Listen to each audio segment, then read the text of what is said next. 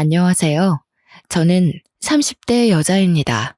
제가 진짜 너무 속 터지고 화가 나는 일이 있어서 이렇게 사연을 다 올리게 되었습니다. 여러분들도 제 이야기를 듣고 같이 화내고 저를 응원해 주셨으면 좋겠습니다.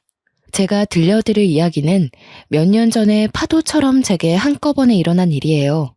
글을 쓰려고 다시 지난 날들을 회상하는데도 손이 떨릴 정도로 화가 치밀어 오릅니다. 그럼 지금부터 제 이야기를 시작해 보겠습니다. 저는 결혼을 해서 동갑내기 남편과 둘이 서울에서 살고 있었습니다. 저희의 연애 이야기를 해봤자 남들과 다를 거 없이 2년 정도 만났고 서로 hun기가 차서 결혼을 하게 되었죠. 글쎄, 애진옥에 이런 집안인 걸 알았더라면 어떻게든 헤어지고 피했을 텐데 다시 생각해도 바보 같았습니다. 그때는 서로를 너무나도 끔찍하게 아끼고 사랑해서 어떤 고난이 닥쳐도 이겨낼 수 있을 거라고 생각했습니다. 그래서 양가의 축복 아래 결혼을 했어요.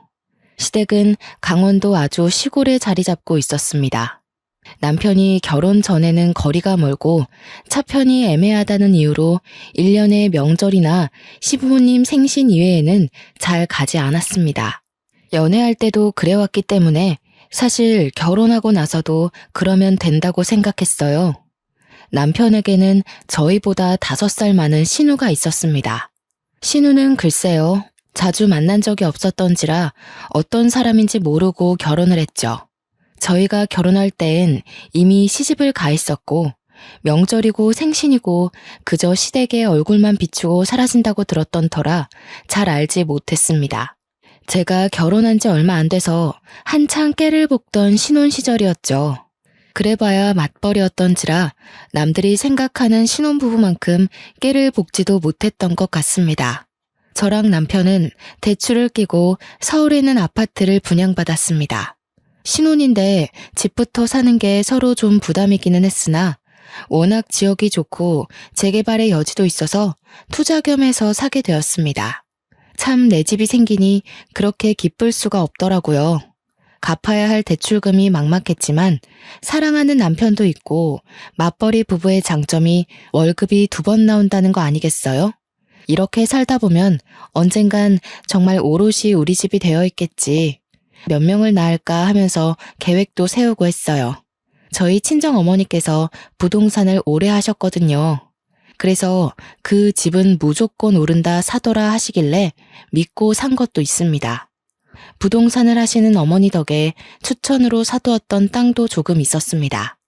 이 땅은 결혼 전에 투자 목적으로 사둔 땅이었는데 남편은 그 존재를 모르고 있었어요.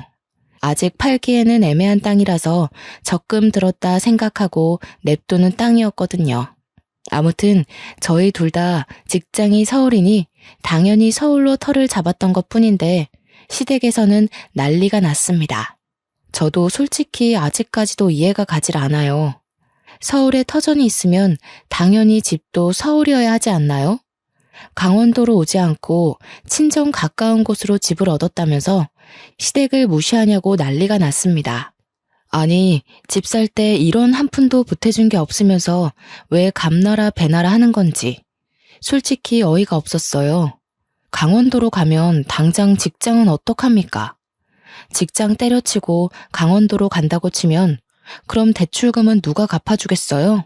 저는 시부모님께 솔직하게 말씀드렸죠. 시댁 식구 어렵다지만 시대도 바뀌었고 할 말은 하고 지내야 된다고 생각했어요. 그럼 저희 직장은 어떡해요? 당장 강원도로 오라는 말씀은 좀... 여자가 무슨 직장이야. 집에서 내조를 해야지. 그럼 저희 대출금은 그이 혼자서 갚으라는 소리예요? 아니, 너네 집 부동산 한다더니 땅도 조금 없드냐? 벌써부터 우리 아들 고생시키는 거야 지금? 꽤나 부자인 척 하길래 집도 턱턱 사주는 줄 알았더니 대출이라니. 알고 보니 남편이 대출받아서 산 집이라는 말도 안 했더라고요. 저는 첫 단추부터 삐걱거리는 느낌을 받았습니다. 하지만 이미 산 걸 어쩌겠어요. 부루마블도 아니고 팔겠습니다 하고 바로 팔 수 있는 것도 아니고요. 시어머니는 계속해서 말도 안 되는 고집을 부렸습니다. 저보고 남편이랑 같이 강원도로 발령받아서 오면 되지 않느냐고 하더라고요. 저는 기가 찼습니다. 발령이라는 게 제가 가고 싶다고 갈 수 있는 것도 아니고 안 된다고 계속 말하는데도 쓰잘데기 없는 고집을 부리면서 저한테 소리 지르는 것도 싫었고요. 저는 남편에게 이 이야기들을 전달하고 어머님께서 저런 식으로 우기면 전화도 안 받겠다고 엄포를 놓았습니다. 그 뒤로 어머니께서는 틈만 나면 제게 전화를 해서 주말에 강원도로 오라고 했습니다. 강원도도 춘천이면 지하철이라도 타고 가죠. 무슨 감자밖에 없을 것 같은 시골에 살면서 매주 주말마다 안 오냐 하시는데 미치는 줄 알았어요. 남편에게도 제가 몇 번이나 물어보았습니다. 아니, 자기, 결혼 전에는 1년에 서너 번만 갔다며? 근데 내가 결혼하고 나니까 또 마음이 바뀌셨나. 아무래도 며느리 자주 보고 싶어서 그런 거겠지. 자기가 워낙 싹싹하게 잘하니까 그런 거 아니겠어? 내가 바보야? 나를 예뻐해 주시는 거랑 부려먹는 거랑 구별도 못하게? 부려먹다니, 우리 엄마 그런 사람 아니야. 정말 인터넷에나 보던 우리 엄마 그런 사람 아니야 소리를 제가 듣고 있더라고요. 저는 남편도 제 편이 아닌가, 정말 말 그대로 남의 편인가 싶었죠. 얘야, 우리 밭에 구황작물 캐야 하니까 주말에 오거라. 저 주말에 특근 있어서 이번 주는 어려울 것 같아요. 그이 말 들어보니까 주말에만 일일 알바하는 청년들이 마을회관 가서 신청하면 온다던데. 그렇게 해보세요. 얘야, 다음 주에는 우리 마을 이장님 생신이라 잔치가 있는데 와서 일손 좀 거들거라. 저희 친척 오빠 결혼식이라서 거기 가봐야 할 것 같아요. 설마 연고도 없는 어머님 댁 마을 이장님 생신 챙겨드리느라 친척 결혼식에 가지 말라는 소리는 아니시죠? 얘야, 이제 여름인데 강원도는 시원하니 주말에 와서 우리 밥도 좀 차려주고 쉬다 가거라. 저도 서울이 너무 더워서 그이랑 주말에 펜션으로 놀러 가려고요. 어머님도 아버님이랑 근교에 여행이라도 다녀오셔요. 저는 아주 눈치가 없는 척하면서 요리조리 잘 피해 다녔습니다. 하지만 그런 레퍼토리도 많지 않아서 매주 주말마다 피해 다닐 순 없겠더라고요. 남편 눈치도 솔직히 좀 보이기도 했고요. 그래서 하루는 큰맘 먹고 남편이랑 그 먼 강원도 산골까지 찾아갔습니다. 제가 오니 마치 벼르고 있었던 사람처럼 온갖 소일거리를 다 들고 오시는데 진짜 기절하는 줄 알았어요. 무슨 시래기를 말리자고 일일이 손질해서 넣어놓으라고 하질 않나. 매운 고추씨를 빼야 된다면서 눈물 콧물 다 쏟다 못해서 매운 기에 피부까지 따갑게 만들기도 했고요. 반나절 놀다가 집으로 가려고 했는데 저한테 몸빼바지 쓱 던지면서 자고 가라고 하시더라고요. 남편은 아버님이랑 산책한다고 나가버리고 하나도 도와주지도 않고 제가 평일에는 직장 다니면서 힘들게 일하고 주말에는 여기 와서 막노동을 하고 있다는 사실이 참 개탄스러웠습니다. 그래도 이렇게 한 번 하고 나면 몇 달은 잠잠해지겠지 싶어서 꾹 참았습니다. 몸빼바지를 입은 저를 보고 한바탕 크게 웃은 남편에게 조용히 눈으로 욕을 했더니 입 다물더라고요. 설마 자고 가려는 생각인가 싶었는데 남편도 편한 옷으로 갈아입더니 저녁은 언제 먹냐고. 진짜 저 주둥이를 꼬매버리고 싶다는 생각만 가득했습니다. 그래도 일이 이렇게 된 거 성심성의껏 밥상이나 차려보자 싶어서 시골 된장 구수하게 된장찌개 끓이고 각종 나물들로 무침도 하고 선물로 사간 고기도 양껏 구웠습니다. 남편과 아버님은 맛있다고 엄지척 올리시면서 식사 잘하는데 어머님만 깨작깨작 하시더라고요. 어머님, 입맛에 안 맞으세요? 아니, 된장을 얼마나 풀어넣은 거냐? 찌개는 도무지 짜서 못 먹겠고 나물들은 손맛 하나 없이 싱겁고 고기는 이렇게 설렁설렁 구워서 핏물 다 나오는데 역해서 이걸 우째 먹어? 이 고기는 진짜 비싸고 좋은 고기라서 살짝만 익혀 먹는 거예요. 된장찌개는 밥 비벼 먹기 딱 좋은데 나물은 제가 손맛이 좀 부족하긴 한가 봐요. 우리 아들이 매번 이렇게 맛없는 밥상을 끼니랍시고 먹었을 거 생각하니 내 속이 다 분하다. 그러길래 네가 강원도에 집을 얻었으면 내가 요리도 가르쳐주고 살림도 가르쳐주고 했을 거 아니니? 저는 그 말이 정말 기분 나빴습니다. 표정이 순식간에 굳자 남편이 숟가락을 놓고 시어머니께 애교를 떨더라고요. 아니야, 우리 여보가 나한테 얼마나 맛있게 밥 해주는데. 나는 아주 간이 딱 좋은데. 물론 나물이야 우리 엄마가 해준 게 더 맛있지. 안 되겠다. 내가 한 달에 2-번씩 반찬해서 가져다 주고 너희 집 가서 자고 올까? 내가 차려준 밥이 훨씬 맛있지. 역시 세월의 손맛은 따라가기 힘들지. 아가, 내가 이제 가서 반찬도 해주고 살림도 좀 살펴주고 하마. 저는 정말 세상에서 가장 듣고 싶지 않은 소리였죠. 말이 좋아 반찬 들고 오신다는 거지 제 살림 하나하나 뜯어보겠다는 소리 아니겠어요? 저는 싫다고 거절도 못하고 아주 어색하게 웃으면서 대답했습니다. 어머니, 그래도 저희끼리 스스로 해야 나중에도 서로 맞추기 편할 것 같아요. 제가 알아서 노력해서 잘 해볼게요. 너무 걱정 마시고 어머님은 아버님이랑 즐겁게 주말 보내셔요. 완곡한 거절이었지만 시어머니는 포기하지 않은 듯 궁시렁거렸습니다. 남편도 이때다 싶어서 주말에 우리 데이트도 해야 되고 하면서 어물쩍 넘겼죠. 참 눈치 없는 남편이었지만 이때만큼은 칭찬해주고 싶었습니다. 그렇게 어영부영 주말이 지나가고 서울로 다시 돌아와 저는 남편에게 앞으로 시댁 안 간다고 자꾸 이런 식이면 명절에도 안 가겠다고 해버렸어요. 저희 친정 부모님은 사위 어색하고 불편할까 전화도 잘 안 하시는 분들인데 먼저 찾아가 본 적도 전화 드린 적도 없으면서 저만 일방적으로 효도해야 되는 게 어이가 없잖아요. 남편도 제가 성질내면 무섭다는 걸 알아서인지 더 이상 요구하지 않더라고요. 그렇게 어머님의 오라고 말하는 전화도 무시하고 일만 열심히 하며 살다가 명절 시즌이 다가왔습니다. 허리에 붙일 파스까지 단단하게 챙기고 강원도로 내려갔어요. 반나절 허리도 못 펴고 제사상에 올릴 반찬에 전에 과일 깎고 방앗간까지 다 다녀오고 나니 밤이더라고요. 제사상 차려서 절하는데 집으로 누가 쾅쾅거리면서 들어오는 거 아니겠어요? 저는 조상님이 살아 돌아오신 줄 알고 까무러칠 뻔했습니다. 근데 그건 신우이였어요. 뭐야, 제사 지내는 중이었어? 배고팠는데 잘 됐다. 절 다 했으면 나 이거 먹어도 되지? 멍 때리고 있는 가족들을 보면서 인사도 없이 먹겠다 하고는 제사상에 올린 음식들을 손으로 막 집어먹더라고요. 정신을 차린 시어머니께서 신우의 등짝을 한 대 때리셨죠. 하지만 신우는 왜 때리느냐고 콱 쏘아붙이더니 계속해서 제사상에 있는 음식들을 퍼먹었어요. 어느 정도 배가 불렀다며 배를 팡팡 때리면서 나왔어 하고 그제서야 인사를 하더라고요. 처음 봤을 때보다 살도 더 찐 건지 목이 사라지고 없더라고요. 더 시댁에 가지 않고 왜 친정에 먼저 왔니? 윤서방은? 윤서방 그 자식 말도 꺼내지 마. 내가 진짜 더럽고 치사해서는. 아니, 왜 윤서방이랑 싸웠어?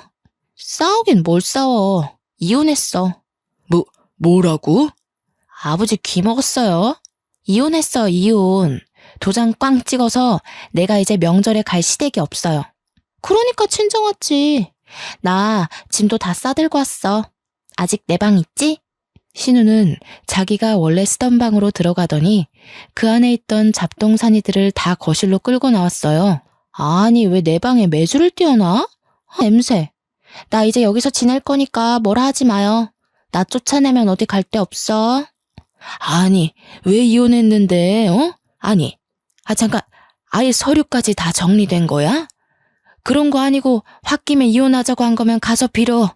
그러자 신우가 서류 하나를 들이밀더라고요. 등본이랑 가족관계 증명서였어요. 거기에는 남편이 빠져 있었습니다. 내가 이런 걸로 왜 거짓말을 쳐? 이혼했어. 저는 명절에 일어난 아주 빅사건이다 싶었죠. 왜 이혼했는지 궁금했는데 차마 올케가 그런 걸 물어보기도 좀 그렇잖아요. 모양새 빠지게 할 순 없어서 궁금한 거 꾹 참고 기다렸더니 멍하니 있던 남편이 물어보더라고요. 아니 누나, 왜 이혼했는데? 말해서 뭐 어디다 써? 바람이지. 내가 진짜 그 더럽고 치사한 새끼를. 아무래도 신운의 전 남편이 바람을 펴서 이혼한 것 같았습니다. 흥미진진하게 듣고 있던 제게 아주 벼락 같은 일이 벌어졌어요. 예, 네가 강원도에서 뭐 해먹고 살겠니? 여기는 직장도 없고 뭐 알바할 자리도 없다. 너 그러지 말고 기훈이 따라서 서울 가. 기훈이는 제 남편이었습니다. 저는 흥미롭게 이야기를 듣고 있다가 벌떡 자리에서 일어났습니다. 신우를 지금 우리 집에 데려가라는 소리인가요? 라는 말이 목구멍 끝까지 나왔지만 꾹 삼켰어요. 일단 이성을 찾는 게 먼저라고 생각해서 심호흡을 한 채 남편을 바라보았죠. 기훈이 너도 누나 내칠 생각하지 말어.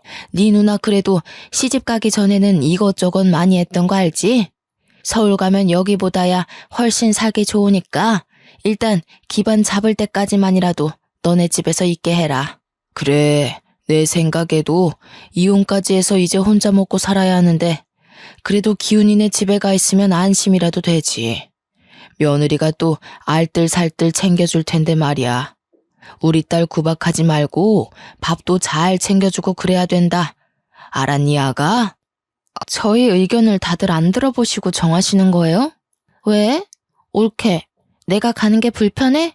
나도 엄마 아빠 말 들어보니까 여기 산골에 박혀서 빈둥빈둥 하는 것보다야 서울 가는 게 낫겠다 싶은데. 나 나름 전문직이었어. 취직하기 어렵진 않을 거야. 서울엔 또 일자리도 많고 교통도 편하고 하니까 내일 집에 갈 때 나 좀 태워가. 다짜고짜 통보를 해대는 턱에 제가 방어하기는 쉽지 않았습니다. 남편에게 도움을 요청했지만 곰곰이 생각하던 남편이 꺼낸 말은 아주 반전이었습니다. 그래, 우리 방 하나 남으니까 거기에 일단 지내는 걸로 하자. 누나가 돈 좀 모으면 그때 원룸을 어떤지 해서 나가는 걸로 하면 되겠네. 오케이, 콜. 결국 다음날 날이 밝자마자 서울로 가자면서 차에 냅다 짐을 실어버리는데 제 이성은 가출해버렸습니다. 저는 남편의 옆구리를 꼬집었고 남편은 또 거기서 눈치 없이 악소리를 내더라고요. 꼬집어. 아니 내가 언제 꼬집었다고 그래? 시부모님께서 저를 빤히 보고 계셨기 때문에 일단 발뺌을 했죠.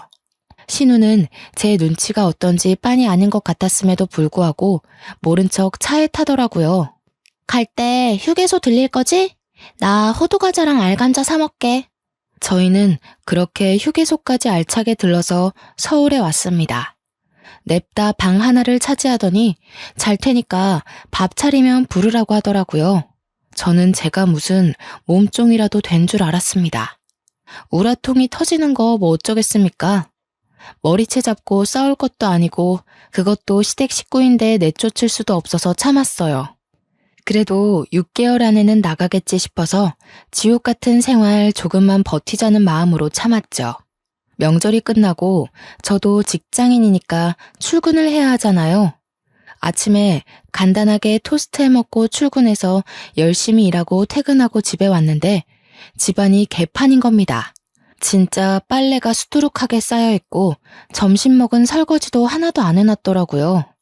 남편이랑 구워 먹으려고 사다 놨던 소고기도 야무지게 먹었는지 빈 꽉만 쓰레기통에 담겨 있는데 너무 화가 났습니다. 언니, 아무리 그래도 드신 건 정리를 하셨어야죠. 내가 오늘 좀 바빴어. 거기 빨래 보이지? 내가 며칠 동안 가방에 넣어놨더니 냄새 나더라. 그것 좀 빨아놔. 내일 입을 옷이 없어. 신우는 그 한마디 띡 던지고는 방에 들어가더라고요. 저는 빨래통 앞에서 한참을 서성이다가 신우 방문을 벌컥 열었습니다. 글쎄, 제가 회사 일을 다 마치지 못하고 집에 오면 사용하는 업무용 노트북으로 고스톱을 치고 있지 않겠어요? 어머, 그게 제 노트북이에요. 일할 때 쓰는. 그냥 방에 굴러다니던데. 내가 좀 쓸게. 내가 컴퓨터를 못 챙겨왔어. 거기에 업무 자료도 있어서 안 돼요. 이리 주세요. 자료? 아, 무슨 폴더에 서류 이렇게 써있던 거?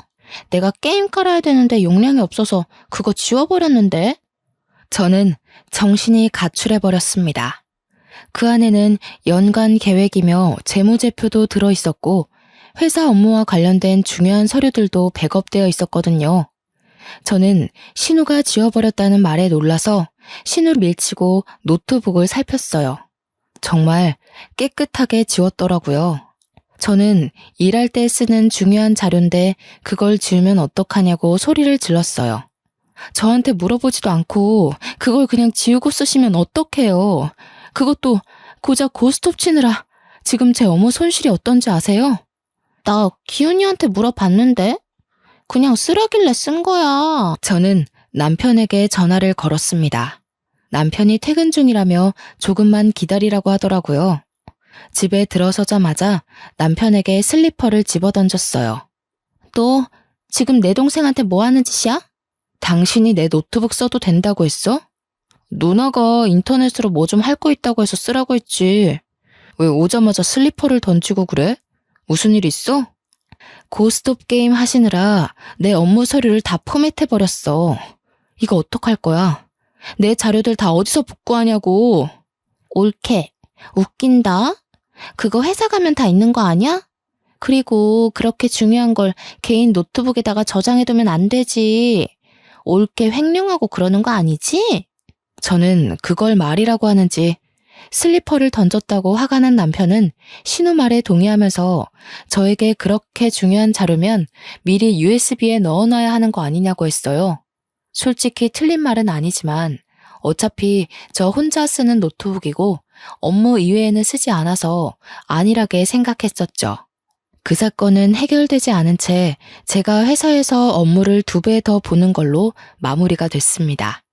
하지만 신우짓은 여기서 멈추지 않았습니다. 욕실 개수구에 자기 머리카락이 잔뜩인데 그거 하나 제대로 치우지도 않았고요. 설거지는 당연하고 밥 한 번 차려놓은 적이 없었습니다. 맞벌이 부부인 우리가 퇴근하고 오면 오늘은 뭘 먹을 거냐고 배고프다고 빨리 밥을 하라고 시키더라고요. 자기는 집에서 놀고 먹고 하면서 생활비 한 푼 안 보태는데 밥까지 차리라고 하니까 정말 시어머니를 모시는 것 같았습니다. 그뿐만이 아니었습니다. 빨래를 돌리는 건커녕 빨래통에 빨래를 내놔도 양말은 다 뒤집어져 있고 흰 옷이고 검은 옷이고 속옷이고 다 한꺼번에 섞어놓고 팬티에는 생리가 묻어있는데도 떡하니 펼쳐놓았더라고요. 아니, 생리대도 제 거 가져다가 팍팍 쓰는데 진짜 하나하나 아까워서 미치겠더라고요. 언니는 취업 준비하고 계신 거 맞아요? 내가 왜? 아니, 취업할 거라고 서울 와놓고서는 내가 왜? 라고 묻는 게 정상입니까? 결론은 취업 준비고 나발이고 아무것도 안 하면서 집에서 고스톱이나 치고 있다는 소리 아니겠어요? 저는 진짜 너무 열이 받았습니다. 처음에 약속하셨잖아요. 서울에서 취직하고 싶다고. 그래서 보증금 얻을 동안만 우리 집에 있기로요. 취업이 뭐 그렇게 쉽나? 그러니까요. 준비를 제대로 하셔야죠. 준비도 안 하고 맨날 고스톱만 치고 있으면 취직이 되나요? 아니 옳게. 왜 이렇게 빡빡하게 굴어 가족끼리? 너네가 애가 있는 것도 아니고 식구 하나 들었다고 뭐 생활비가 엄청나게 차이 나는 것도 아니잖아. 기훈아, 네 마누라가 이러는데 내가 지금 당장 나가기라도 해야 되니? 그래, 당신 생활비도 그동안 넉넉하지 않았어?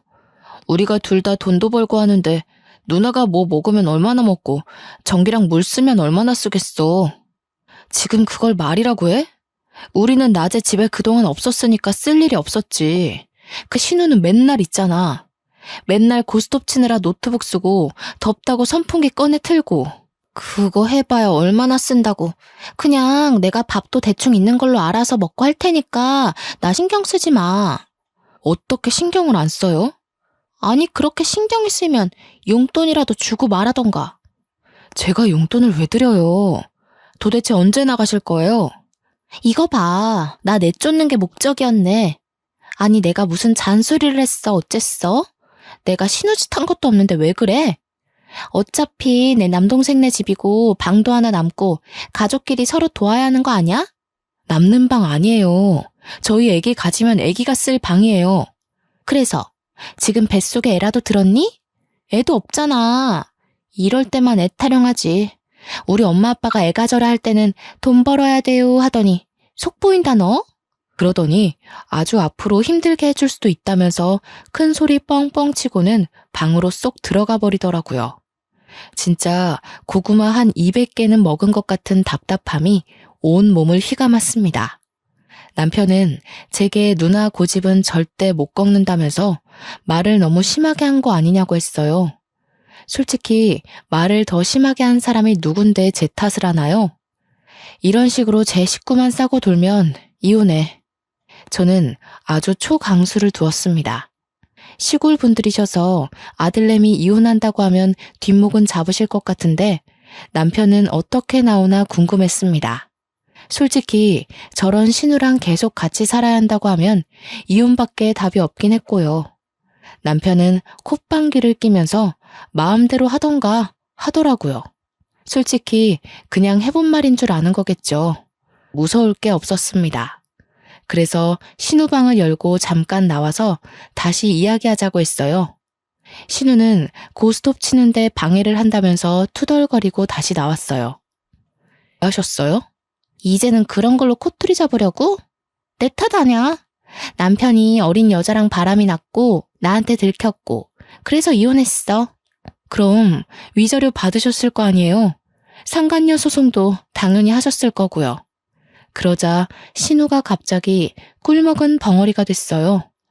위자료까지는 생각 못했는지 남편이 신우를 채근하더라고요. 아, 그래. 받았어. 3천 받았다, 3천.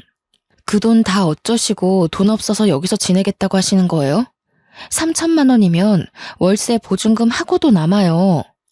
아니, 나는 뭐 돈 쓸 데가 없겠어? 누나, 솔직하게 말해. 돈 다 어디다가 썼어? 어디 빚이라도 있었어? 아니면 뭐 명품 중독이야? 아니야. 고스톱 하느라 썼어. 저거 돈 충전해서 치는 거란 말이야. 그래서 따면 진짜 현금으로 바꿔줘. 내가 아주 크게 한 번 따려고 싹 다 꼬라박았는데 휴지돼서 사라진 거지. 누나 미친 거 아니야? 이제부터 언니도 저희 집에서 생활하시려면 생활비 보태세요. 신우는 그 말에 아주 곡소리를 내면서 가족끼리 너무한다고 그러는 거 아니라고 소리를 꽥 질렀어요.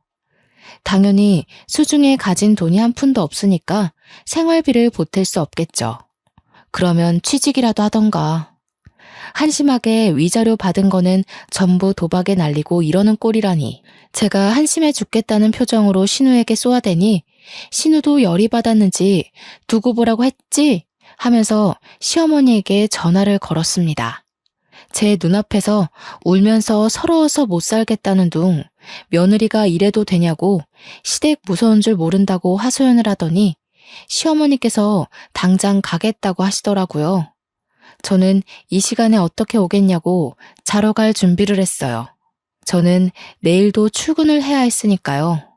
새벽 1시에 소란스러워 문을 열었더니 시어머니께서 진짜 오셨더라고요. 저와 남편은 자다 깨서 깜짝 놀랐고 씩씩거리는 시어머니가 저를 확 밀치셨어요. 저는 중심을 잃고 뒤로 크게 넘어졌습니다. 신우는 안 자고 있었는지 거실에 나와 낄낄거리고 있더라고요. 저는 수치심과 더불어 억울한 마음에 시어머니께 뭐 하는 짓이냐고 소리를 질렀습니다. 시댁 무서운 줄도 모르고 이것이 우리 기정이한테 무슨 짓이야? 뭐? 생활비를 보태라고 해? 너네 서울에서 직장 생활한다고 강원도도 안 내려오면서 무슨 우리의 돈까지 받아쳐 먹으려고? 저는 무슨 죄가 있어서 신우를 모시고 살아야 돼요? 설거지도 안 해, 빨래도 안 해. 자기가 씻고 나온 머리카락 정리 한 번을 안 하는데 저는 무슨 몸종이에요? 뒤치다꺼리만 해주게. 생활비 내라는 게 왜요? 놀고 먹으니까 못 내는 거지. 취업 준비도 안 하고 위자료로 받은 3천만 원도 고스톱에 꼬라박는 사람인데요. 어머님이 데려가세요. 제가 사실만 말하자 시어머니는 할 말이 없는지 갑자기 주저앉아서 엉엉 우시기 시작했어요. 신우와 남편도 그런 시어머니 옆에 찰싹 붙어서 편을 들더라고요. 너 어른한테 싸가지 없이 그게 무슨 말버릇이야? 그것도 남도 아닌 우리 엄마한테. 너 이런 식으로 나오면 너도 이혼남 될 줄 알아. 이혼이라는 말에 시어머니께서 욕을 한 사발이 뱉으면서 제 머리채를 잡으셨습니다. 저는 머리카락이 쥐어뜯기는 와중에 저희 친정 부모님께 전화를 걸었어요. 살려주세요 하면서 전화를 걸자 새벽 2시가 다 되어가는 시간인데도 무슨 일이냐며 한달음에 신혼집으로 달려오셨습니다. 저는 머리가 산발이 되어 있고 시어머니와 신우도 씩씩거리고 있고 남편은 일 크게 만든다며 저를 나무라더라고요. 저희 부모님은 그 꼴을 보고 너무 열이 받았는지 저한테 싹 다 이야기하라고 했고 저는 시어머니의 시집살이부터 시작해서 신우가 우리 집에 온 것까지 빠짐없이 일러 바쳤습니다. 이런 망할 집구석을 봤나? 당장 이혼해. 누구 마음대로 이혼을 합니까? 누가 뭘 잘못했는데? 지금 우리의 머리털 다 뜯어놓고도 그런 소리가 나옵니까? 경찰 안 부른 것만으로도 감사한 줄 아십시오. 참나. 그럼 이혼하더라도 할 건 확실하게 하자. 너 그 땅값 많이 올랐더라? 그것도 반반하는 거지? 땅? 무슨 땅? 내가 깜빡 속았지 뭐야. 얼마 전에 일이 있어서 등기부등본 떼보니까 제 명의로 땅이 있더라고, 하남에. 알짜배기라서 값도 엄청 올랐던데. 그것도 반으로 나눠. 아니, 그건 우리 딸 시집 오기 전부터 가지고 있었던 건데 왜 나눠? 재산이 있는 거 숨기고 대출 받아서 집 샀잖아요. 그 땅만 팔았어도 대출금 안 갚아도 되는 건데 속인 게 맞으니 내놔야죠. 그거 팔아서 내 피부 관리샵 내면 되겠네. 그러면 이혼도 안 해도 되는 거 아니야? 나는 샵 운영하면서 수익금 나면 생활비 내면서 여기서 살고 나 취직도 하는 거고 다 좋은 거 아니야? 언니 머리에 똥만 가득 찼어요? 내가 그걸 팔아서 왜 언니 가게를 내줘요? 우리 집 대출금도 갚고 있는 마당에. 요망한 기집애.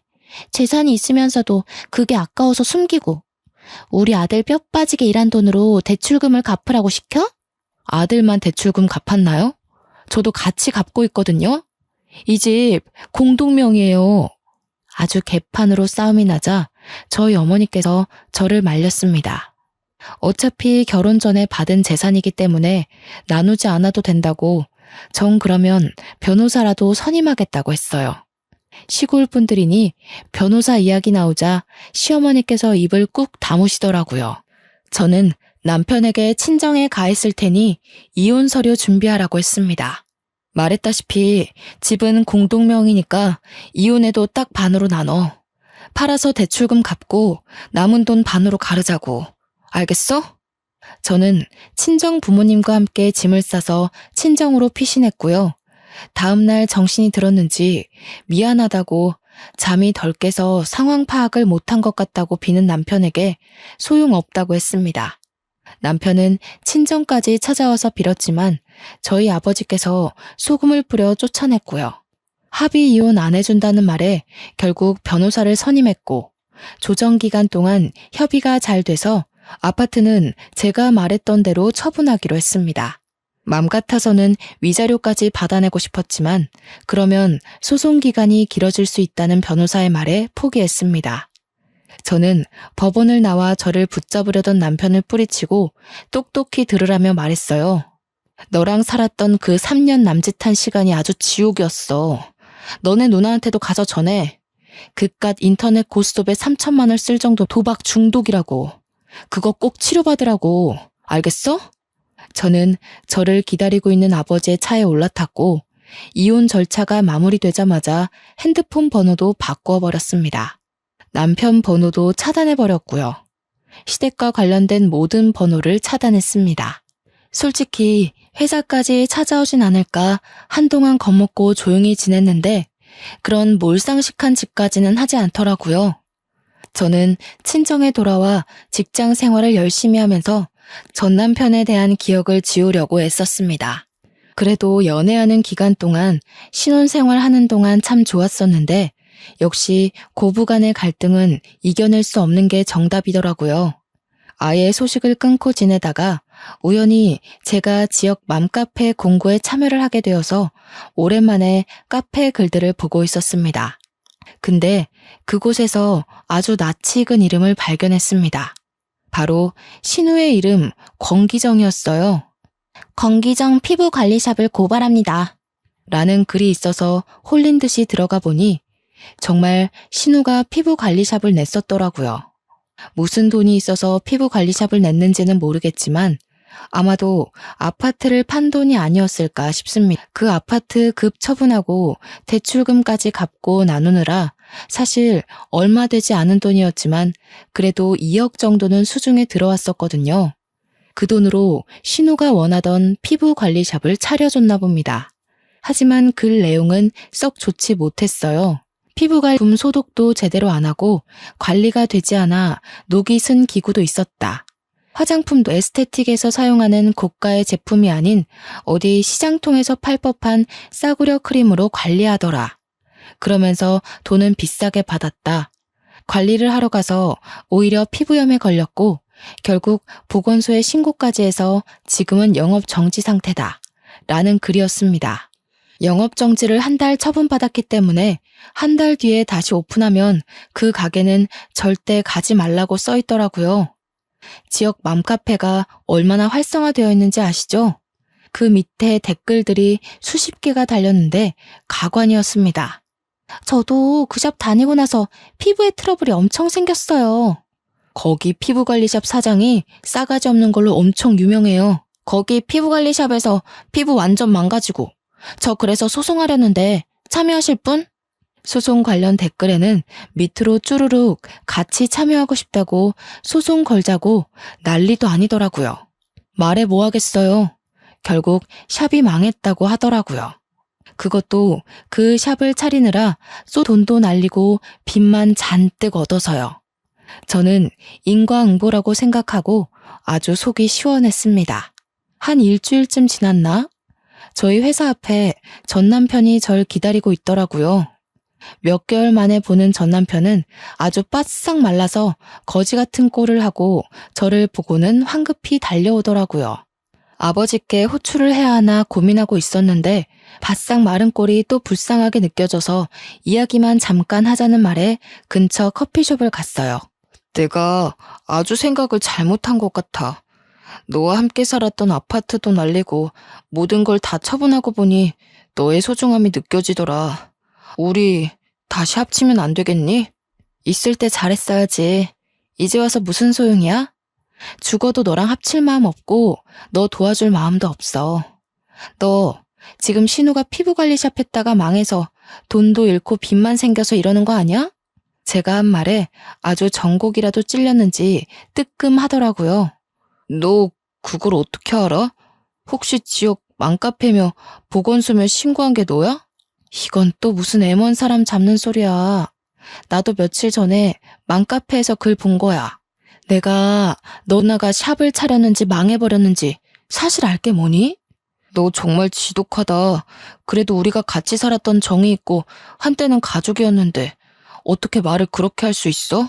너 하는 꼬라지 보니까 딱 봐도 내 하남 땅 팔아서 도와달라고 찾아온 건가 본데 절대로 너 도와줄 맘 없고 너랑 이렇게 얼굴 보고 있는 것도 거북해.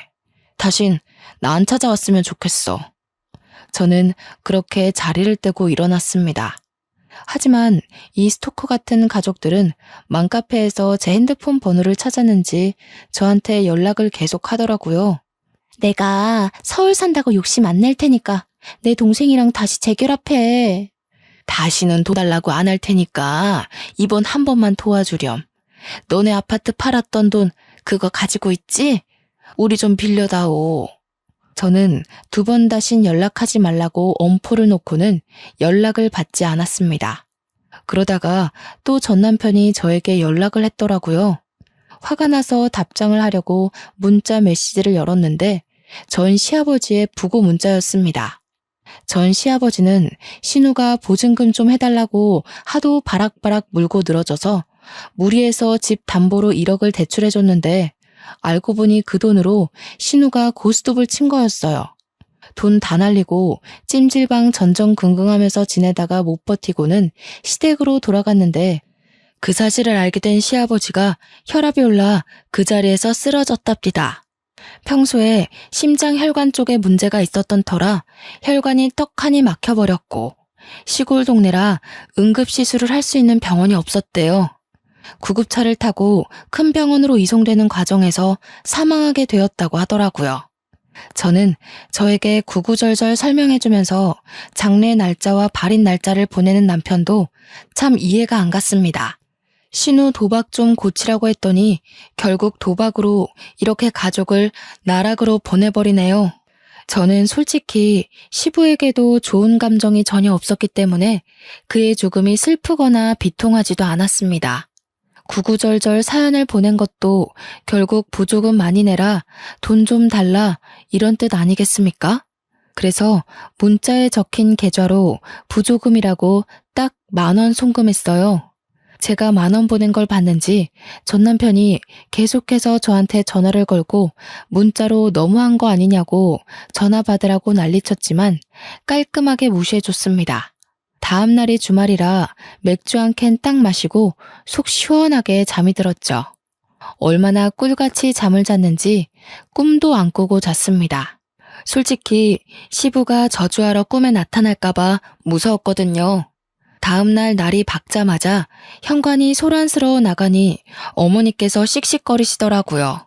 손에 바가지 하나 들고서요. 무슨 일이냐 여쭈어 보니 전 시어머니께서 찾아오셨다더라고요.